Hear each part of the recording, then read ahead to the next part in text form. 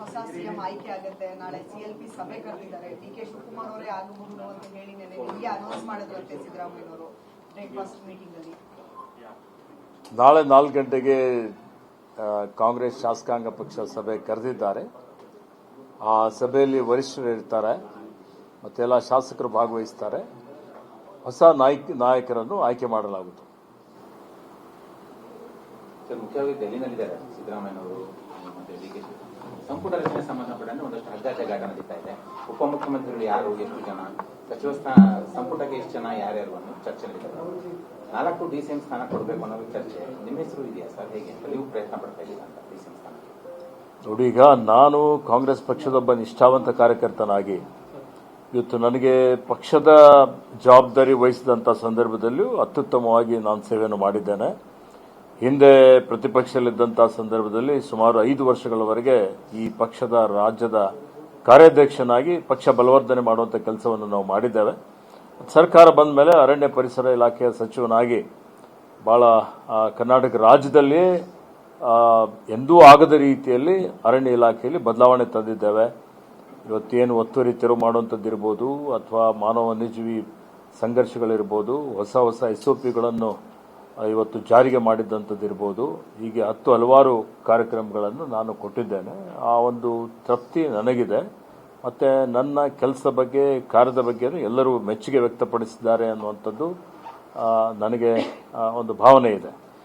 ಇಂಥದ್ದರಲ್ಲಿ ಹೆಚ್ಚಿನ ಒಂದು ಜವಾಬ್ದಾರಿ ಕೊಟ್ಟರು ಅದನ್ನು ನಿಶ್ಚಯದಿಂದ, ದಕ್ಷತೆಯಿಂದ ನಿಭಾಯಿಸ್ತೇನೆ ಅನ್ನುವಂಥ ಮಾತನ್ನು ಹೇಳಿಕೆ ಬಯಸ್ತೇನೆ.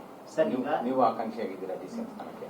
ನೋಡಿ, ಈಗ ರಾಜಕಾರಣದಲ್ಲಿ ನಮ್ಮ ಕ್ಷೇತ್ರ ಕಲ್ಯಾಣ ಕರ್ನಾಟಕ ಅಭಿವೃದ್ಧಿ ಆಗಬೇಕು ಅನ್ನುವಂಥದ್ದು ಇದ್ದೇ ಇರ್ತದೆ.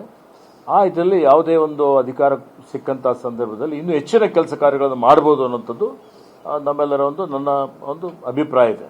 ಸರ್, ಇವಾಗ 4 ಡಿಸಿಎಂ ಸೃಷ್ಟಿ ಮಾಡ್ತಾರೆ ಅಂತ ಈಗಾಗಲೇ ಹೇಳ್ತಾ ಇದ್ದಾರೆ. ಬಟ್ ಅದರಲ್ಲಿ ಜಾತಿವಾರು, ಅದರಲ್ಲಿ ಲಿಂಗಾಯತ ಸಮುದಾಯದಲ್ಲಿ ಈಗ ಮುನ್ನೆಲೆಗೆ ಇರುವಂತವ್ರು ನಿಮ್ಗೆ ಸ್ಥಾನಮಾನ ಸಿಗುತ್ತೆ ಅಂತ ಕೆಲವು ಕಡೆ ಚರ್ಚೆ ಆಗ್ತಿದೆ ಸರ್. ನೀವು ಕೂಡ ಈಗ ಹೇಳ್ತಾ ಇದ್ರಿ. ನೋಡಿ, ಈಗ ನಾನು ಪಕ್ಷದ ನಿಷ್ಠಾವಂತ ಕಾರ್ಯಕರ್ತನೂ ಇದ್ದೇನೆ. ಅದೇ ರೀತಿಯಲ್ಲಿ ಅಖಿಲ ಭಾರತ ವೀರಶೈವ ಲಿಂಗಾಯತ ಮಹಾಸಭೆಯ ಅಧ್ಯಕ್ಷನಾಗಿನೂ ಇವತ್ತು ನಮ್ಮ ಸಮುದಾಯದ ಎಲ್ಲರ ಒಂದು ಅಭಿಪ್ರಾಯ ಇದೆ. ಇವತ್ತು ಪ್ರಾಪರ್ ಆಗಿ ಈ ಒಂದು ಸಚಿವ ಸಂಪುಟದಲ್ಲಿಯೂ ಲಿಂಗಾಯತರಿಗೆ, ವೀರಶೈವರಿಗೆ ಒಂದು ಪ್ರಾತಿನಿಧ್ಯ ಸಿಗಬೇಕು ಅನ್ನುವಂಥದ್ದು.